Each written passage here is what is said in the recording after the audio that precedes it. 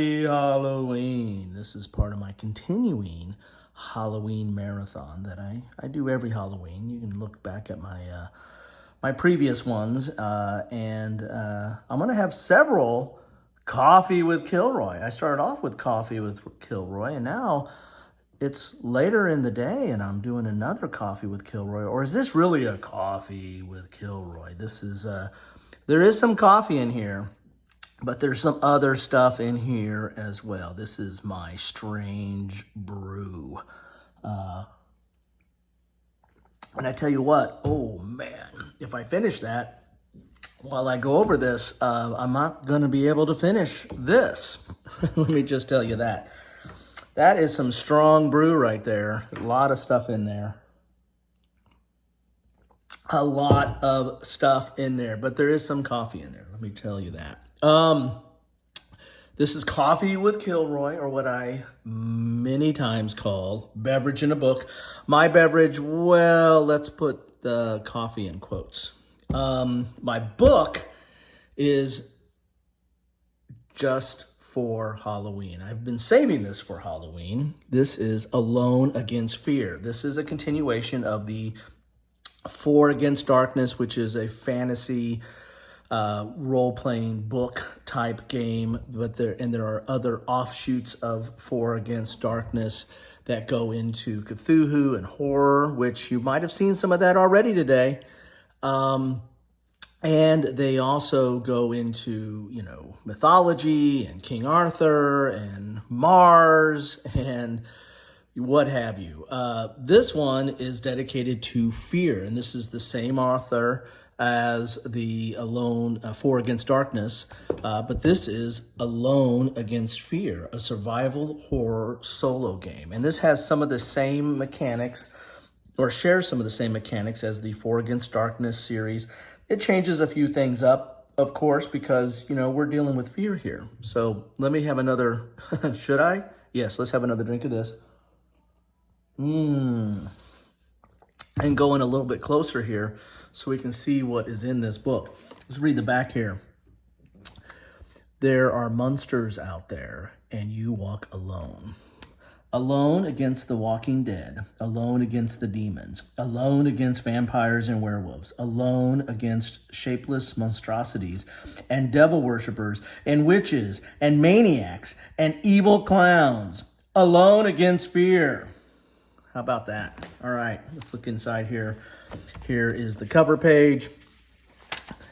And we got our table of contents here, which, if you've played any of the Four Against Darkness or offshoots of it, you're probably going to be familiar with some of the gameplay here.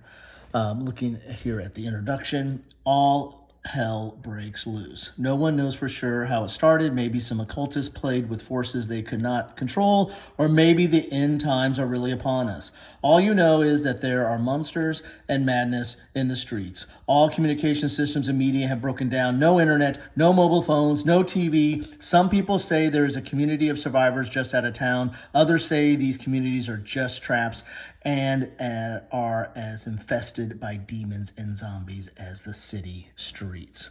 You need weapons, food, water. Driving is not safe. Moving in the streets attracts the attention of horrors, and there are gremlins who apparently can control vehicles and cause them to crash.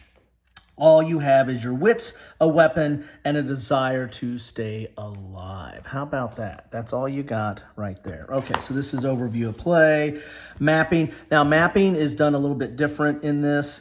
You're not, like if you're used to Four Against Darkness, you draw out the rooms. It's like the old dungeon mapping. This one, you kind of have a grid back here that you will roll and determine what is in that space, and that will stay in that space. So if you revisit it, you'll have another encounter based on what is in that space. But you kind of map out your town as you go along, and there's a character sheet right there. So that's a little bit different, but kind of interesting. Here's your character, death or insanity. So just like I've covered some of the Cthulhu type books, insanity is always a key factor. It's not just your life or health points, it's also your sanity. And so this is going to have some of that as well, because This is about fear. So this is about losing your mind and madness. This is what you need to play. You need this book, 2 standard 6-sided dice, a copy of the play sheet. You'll need a pencil and paper to keep track of killed monsters, story elements, and other things that happen in the game. You may keep notes as you see fit. So that's not a lot to keep, not to log or to inventory in this game. It's relatively self-compact, self-contained, I should say. Let me have another drink here. And this is definitely a game book. I mean, there is a game in here. I don't think the author likes to call these role-playing games, although this is very, very much a role-playing game, or at least a role-playing book type element. And I've got a whole playlist on those type of games if you want to see those. Or if you just want to see my game books, take a look at that. Here's dice codes, saves, monster rolls to hit, all that fun stuff there. All your different rolls in here. Sanity, experience, equipment you can level up. There's experience in here and you get more skills or what have you. Here's skills that you have in here. Very important to the game. You need that martial arts skill and medic skill probably. I wonder if they have a psychiatrist skill for your sanity. Don't know. All right. So exorcism, they've got to have that. There's demons in here. Demons and devils and all kinds of horrors and beasts. Here's your random weapon table. You do start off with a weapon. And then you're going to get your random tables. This is random objects. And again, if you're used to 4 Against Darkness, there's a lot of random tables. This is basically a table game. And you're going to be encountering it and interacting with it and then moving on to the next thing. Almost like a charty war game. I've covered a lot of charty games before. But this is a little bit more narrative-based. You're making a story as you go and how you interact with it. So there's going to be a lot of tables. Here's spells. Here's combat. You know, we got the occult in here. We've got all kinds of good stuff. Here's injury table, escapes. Everything that you would expect in a horror movie is going to be in here as well. Here's some encounters. There's a lab horror, undead, vampires. Oh my! Here's a mission table. This one you're going to have missions. Some of the later versions of 4 Against Darkness had kind of this introduction of missions and what have you. So it's not just a totally random event. There's some stuff that you're kind of focusing on and trying to get through. So again, a lot of tables in here.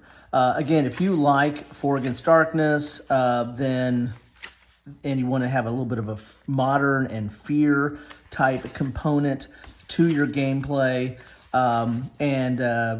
you know, you try the Cthulhu one, or you can try this one. This one I think is really, there's living dolls.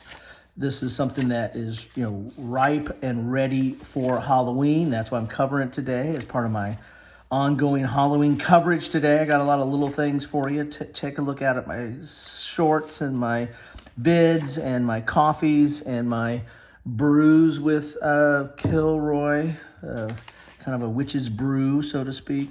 And a lot of good stuff in here. So anyway, I didn't want to spoil it because, you know, if you want to get this, you want to get in and get the charts for yourself and get playing on this. Here's some skill random generator there. So some pre-generated players.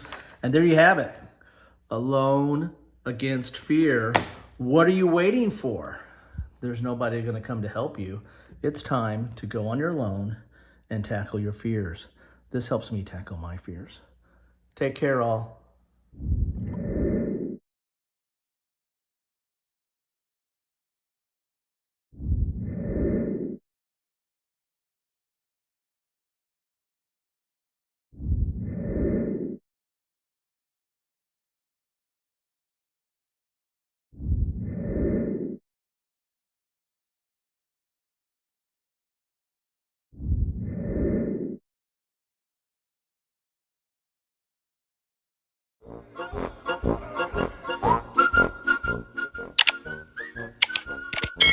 Thanks for watching.